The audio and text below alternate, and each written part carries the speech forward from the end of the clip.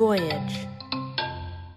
The number one selling product of its kind with over 20 years of research and innovation. Botox Cosmetic, out of botulinum toxin A, is a prescription medicine used to temporarily make moderate to severe frown lines, crow's feet, and forehead lines look better in adults. Effects of Botox Cosmetic may spread hours to weeks after injection, causing serious symptoms. Alert your doctor right away as difficulty swallowing, speaking, breathing, eye problems, or muscle weakness may be a sign of a life-threatening condition. Patients with these conditions before injection are at highest risk. Don't receive Botox Cosmetic if you have a skin infection. Side effects may include allergic reactions, injection site pain, headache, eyebrow and eyelid drooping, and eyelid swelling. Allergic reactions can include rash, welts, asthma symptoms, and dizziness. Tell your doctor about medical history, muscle or nerve conditions including ALS or Lou Gehrig's disease, myasthenia gravis, or Lambert-Eaton syndrome and medications, including botulinum toxins, as these may increase the risk of serious side effects. For full safety information, visit BotoxCosmetic.com or call 877-351-0300. See for yourself at BotoxCosmetic.com.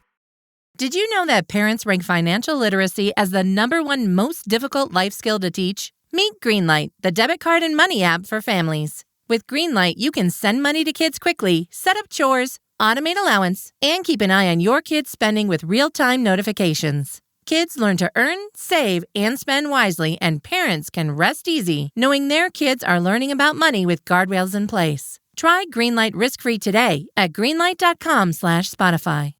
Hey, it's Ryan Reynolds here from Mint Mobile. Now, I was looking for fun ways to tell you that Mint's offer of unlimited premium wireless for $15 a month is back. So I thought it would be fun if we made $15 bills. But it turns out that's very illegal. So there goes my big idea for the commercial. Give it a try at mintmobile.com/switch. Upfront payment of $45 for 3-month plan, equivalent to $15 per month required. New customer offer for first 3 months only. Speed slow after 35 gigabytes if network's busy. Taxes and fees extra. See mintmobile.com.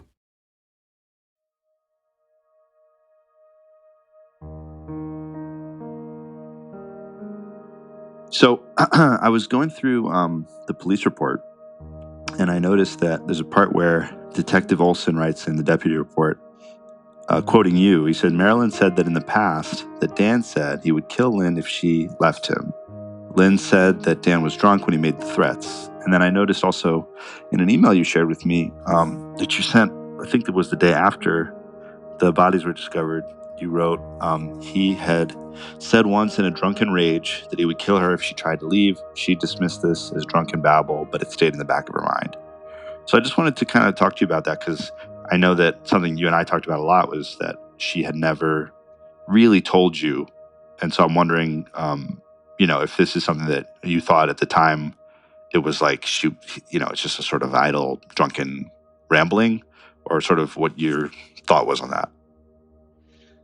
So, that's a good question, because I really, I don't remember, whether I blocked it or what, but I don't remember ever having knowledge that he ever actually said he would kill her.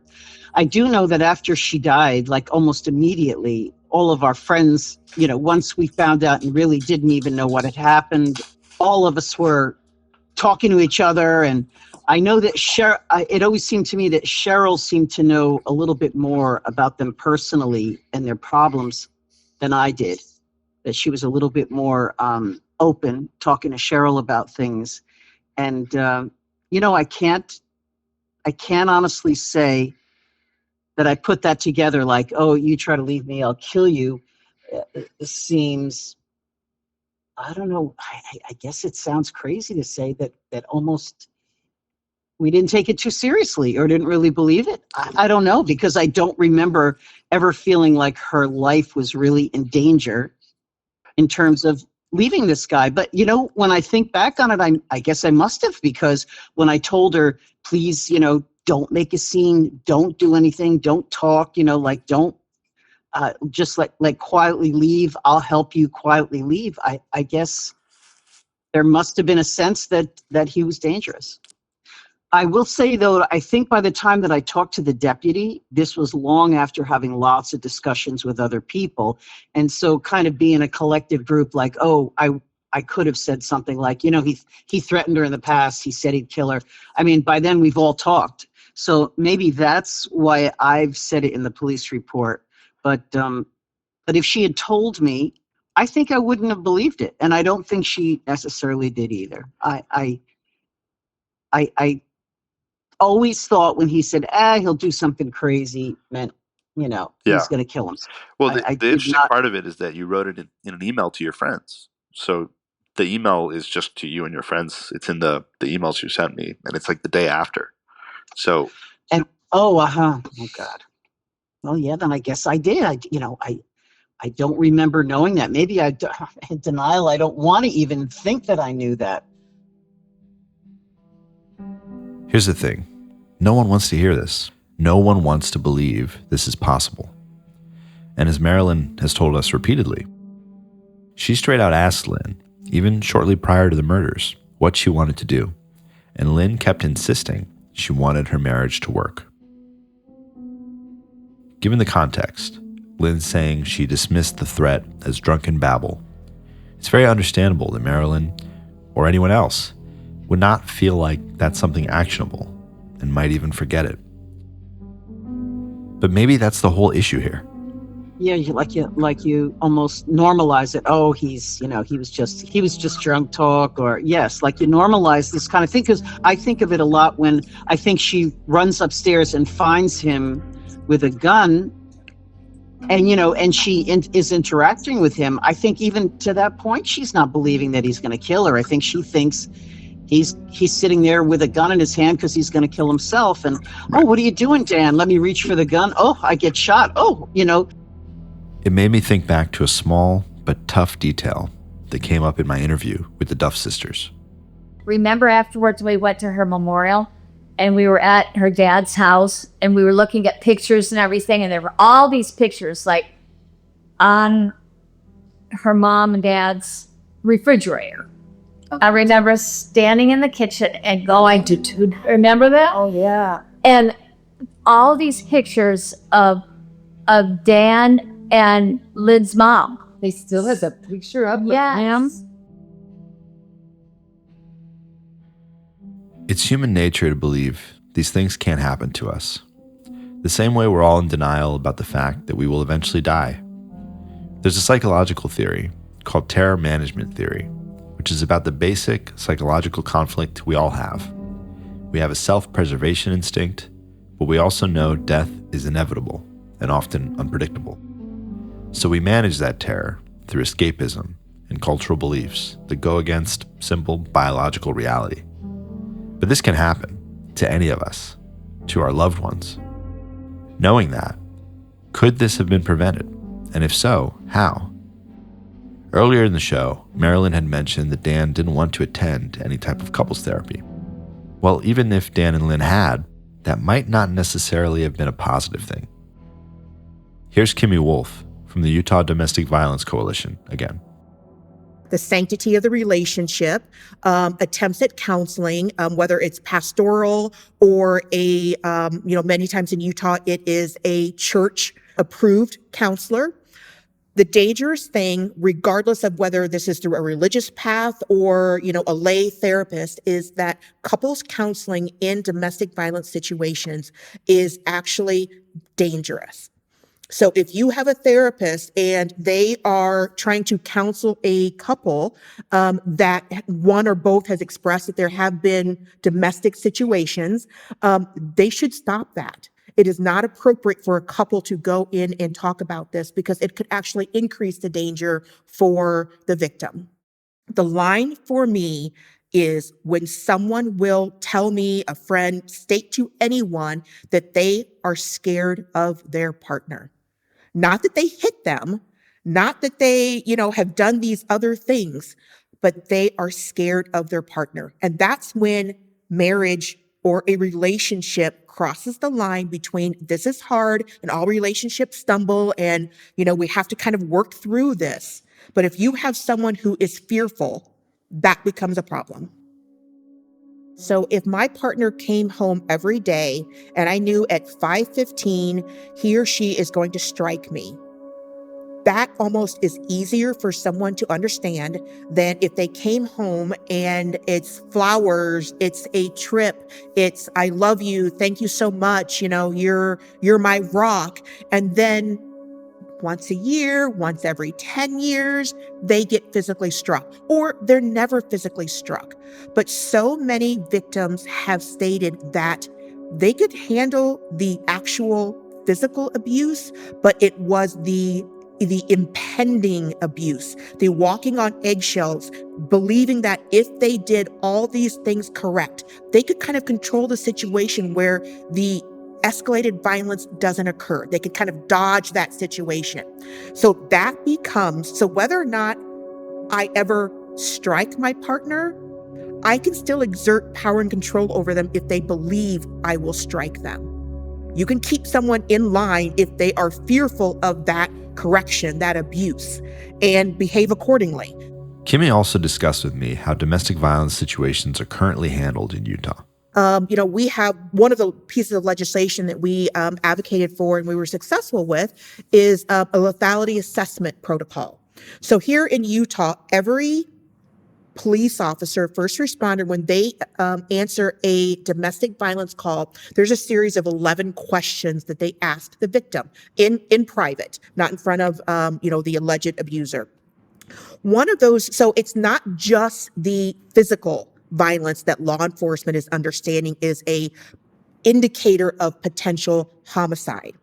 So it's if the person ever choked you, are there financial concerns? Is there a pending divorce legal type of situation? So there are several indicators. So the fact that if there weren't, then you just say, has this person ever hit you? No. Okay, well, you've got some time. You're fine. We're not concerned yet, but they don't just ask about physical violence. In fact, there is a strong correlation between the jump from never being physically hit, but very strongly controlled, coercive control, and the threat of lethality. There is this jump that they never even get to the physical violence aspect of it. So I am a strong proponent in when the power and control dynamic starts, do not think that you have time, that they haven't hit me yet, so we're not at that threshold. That threshold is a false sense of security. And if you talk to law enforcement, they will agree with that. So there is a situation when that type of violence, kind of the old, I ran into a door, that's where the black eye came from. If there is domestic violence victims, one of the things that makes them hesitant to reach out to family, friends, law enforcement, any type of resource is the fear that they will not be believed. That is something that a victim, whether or not it's just like their gut, because they're thinking how am I going to explain this? How am I going to explain the look in his eye, the menacing, his approach to me, all the cues that are so subtle, but they're not necessarily legal. They know that the victim knows this, but they're thinking, how do I explain this to a law officer? How do I explain that I believe that this was intentional? So again, it's almost like before they will reach out, there has to be a tight scenario where they feel that there can be no misinterpretation of what happened.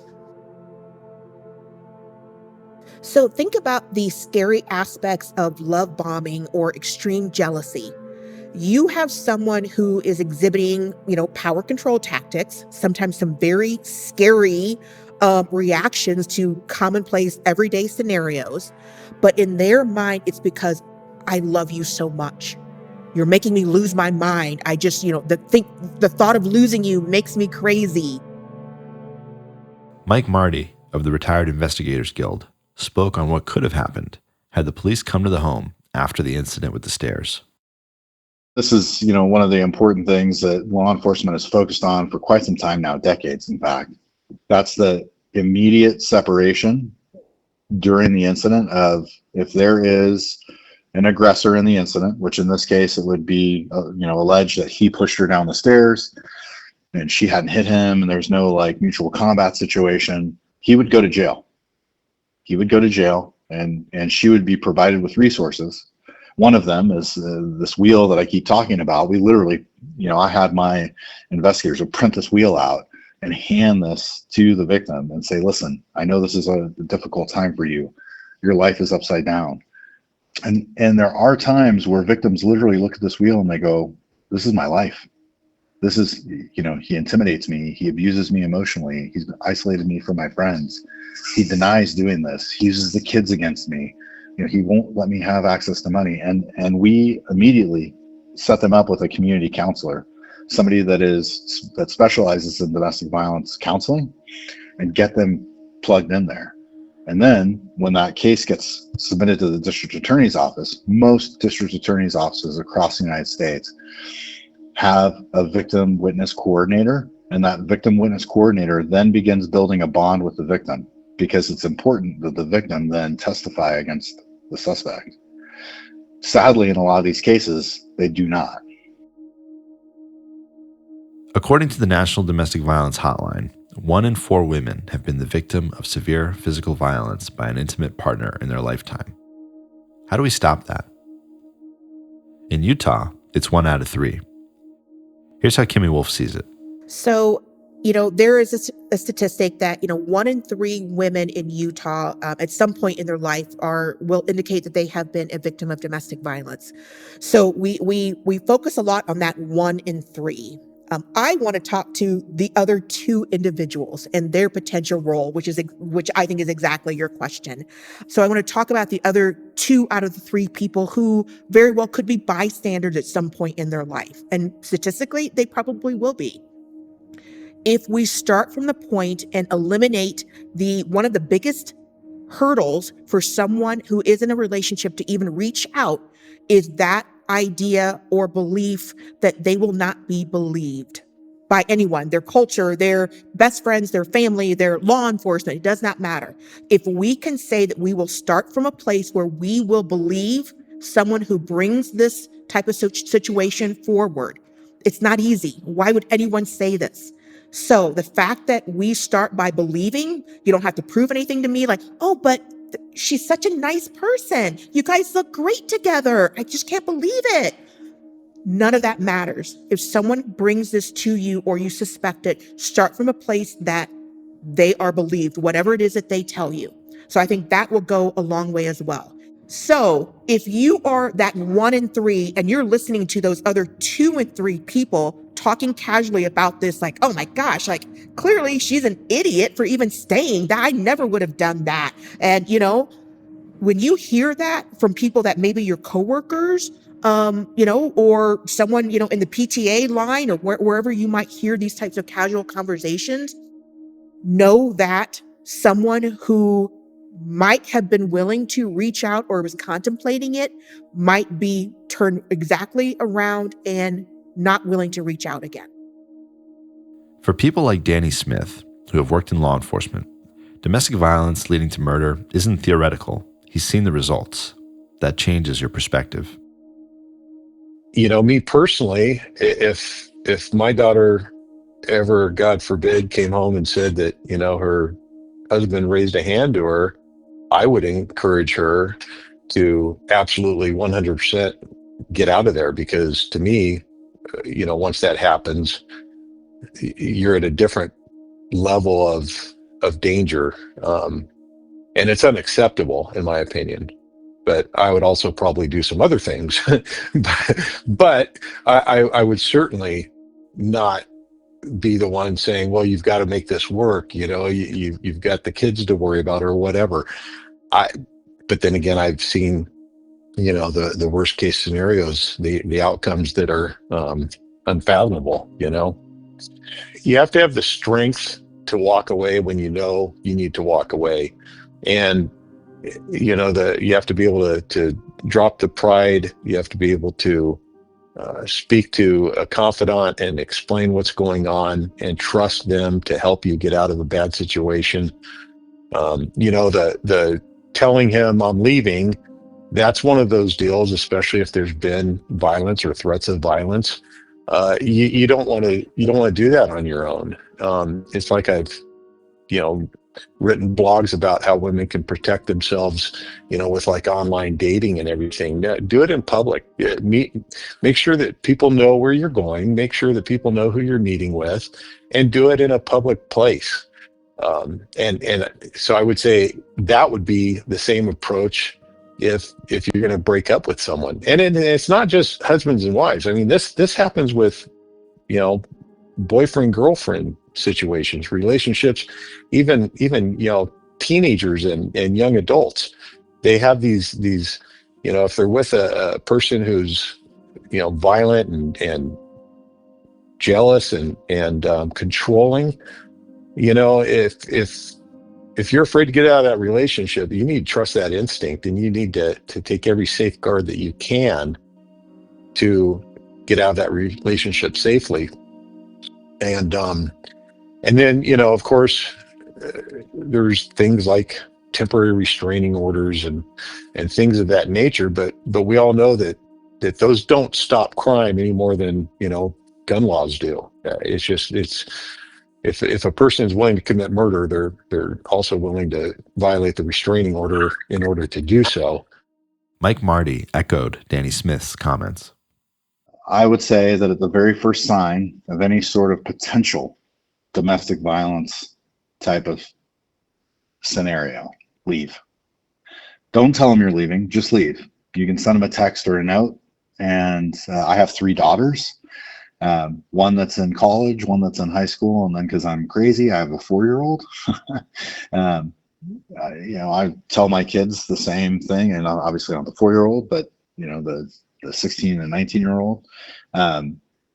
No relationship is worth losing your life over. None. Zero. That yelling, screaming, punching the wall, kicking a tire, getting upset, that's not normal behavior in a relationship. And it's not normal behavior for you, especially in a dating situation, to put up with. When you see those signs, leave. And there are literally billions of people here.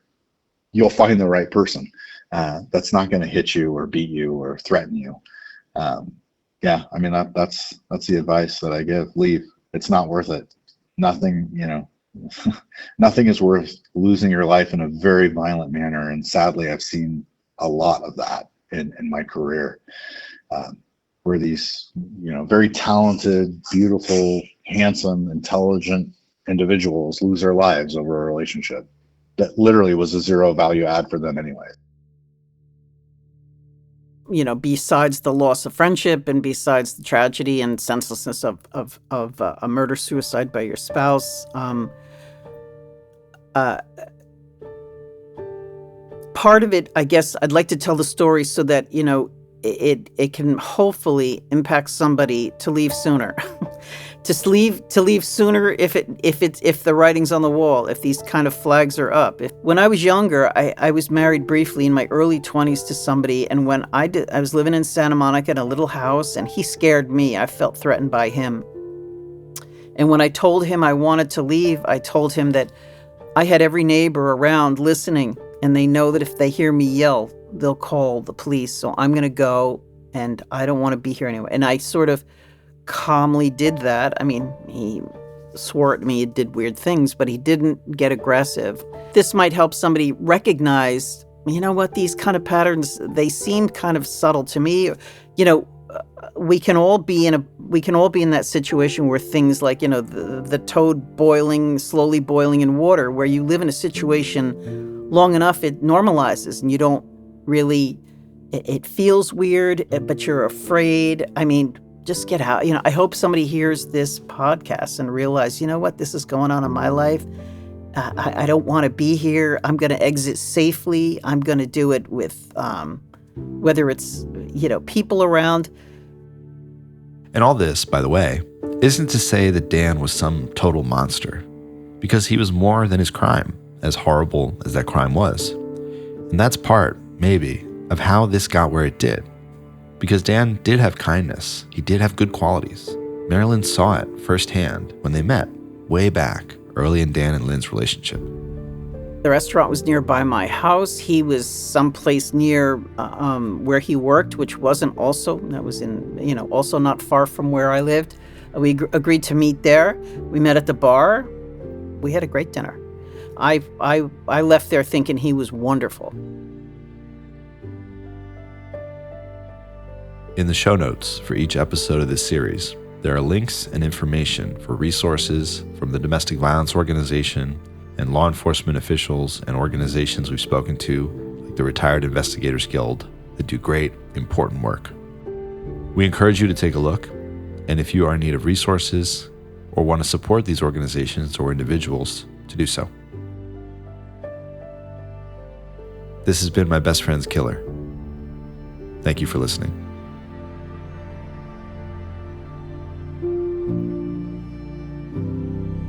My Best Friend's Killer is a production of Voyage Media. The series is produced by Nat Mundell, Robert Midas, Dan Benamore, and Caitlin Brown. Executive produced by Marilyn Hotz. Reported, written, and lead produced by Dan Benamore. Edited, sound designed, and mixed by Nick Misiti.